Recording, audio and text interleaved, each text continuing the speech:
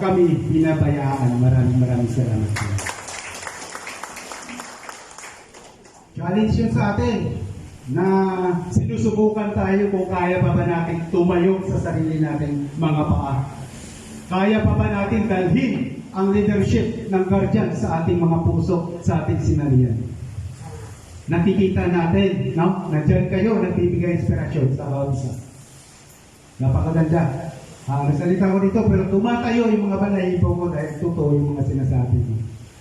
Sobra akong galak, sobra akong touch lahat sa mga pinakita, lalo ng mga leader natin. Banggitin ko isa-isa, una-una si Elef Draper, palakpakan natin. Si Inge Prayo, palakpakan natin. Si Inge Berti. At wala dito si Inge Peter.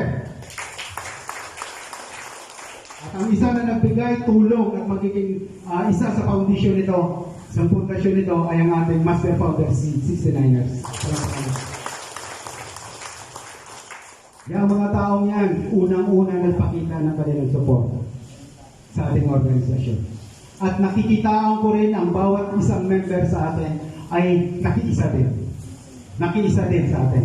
At syempre, yung mga kasunod nating mga liners doon, mga leaders, no? Palampakan natin yung kanilang contribution. No? Una-una dyan, SNF Onggal, SNF Mary, SNF Ansix 103, yung mga SNF natin, SNF JSY. Meron pa bang SNF dyan?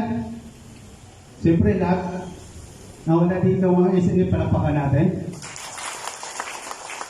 At yung nabuo, no? Nabuo ng ating organization, yung ating tinatawag ng mga incorporators. Palapakan po natin. Halos lahat yung mga SNF. Of course, hindi mangyari yun kung wala yung ating mga national founders. Lahat ng national founders, pakita tayo.